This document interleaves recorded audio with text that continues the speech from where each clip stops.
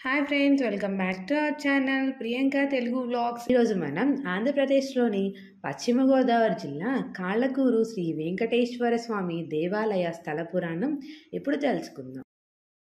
యుగానికే అధినాయకుడు, ఆపద ముక్కులవాడు వెంకటేశ్వరుడు పిలిచిన పలికే దైవంగా ఇంటింటి ఇలవేల్పుగా పూజలందుకుంటున్నాడు. అందుకే అన్నమయ్య ఎక్కసమగు నీ నామము ఎలసులభము ఫలమధికము అని సంకీర్తన చేశారు.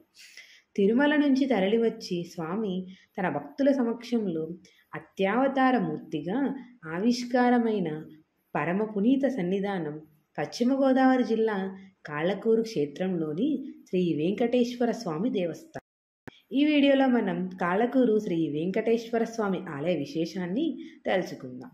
పశ్చిమ గోదావరి జిల్లా మొగల్తూరు సమీపంలోని కాళ్ళకూరులో శ్రీ భూనీల సమేత శ్రీ వెంకటేశ్వర స్వామి దేవస్థానం 4.5 శతాబ్దాల చరిత్ర కలిగి ఉంది. ఎందరో రాజులు, సామంతులు, దండనాథులు, భూస్వాములు ఈ స్వామిని సేవించుకుని భూరి విరాళాలు సమర్పించి తరించారు. ఇంత విఖ్యాతి కలిగిన ఈ ఆలయం మన రాష్ట్రంలోనే అతి ప్రాచీనమైన వెంకటేశ్వర ఆలయాలలో ఒకటిగా విరాజిల్లుతుంది. కాళ్ళకూరు శ్రీ వెంకటేశ్వర స్వామి ఆవిర్భావానికి సంబంధించి ఓ పురాణ గాథ ప్రచారంలో ఉంది. తిరుమలలో శ్రీధరుడు అనే బ్రాహ్మణుడు ఆశ్రమాన్ని నిర్మించుకుని ఏడుకొండల స్వామిని సేవించేవాడు.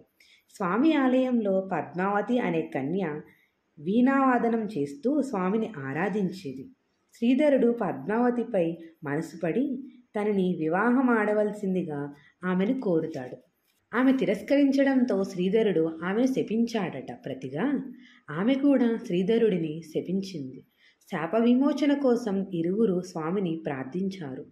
పద్మావతి అనే జలాశయములో సముద్ర తీరాన పద్మావతి అవతరిస్తుందని, శ్రీధరుడు నానావిధ తీర్థయాత్రలు చేస్తూ పద్మావతి అనే జలాశయానికి చేరుకుంటాడని, జలరూప పద్మావతి చెంత తన రూపాన్ని ప్రతిష్ఠించి పూజించిన తరువాత ఇరువురికి శాప విమోచనం అవుతుందని శ్రీనివాసుడు పేర్కొన్నట్టు పురాణ గాథ.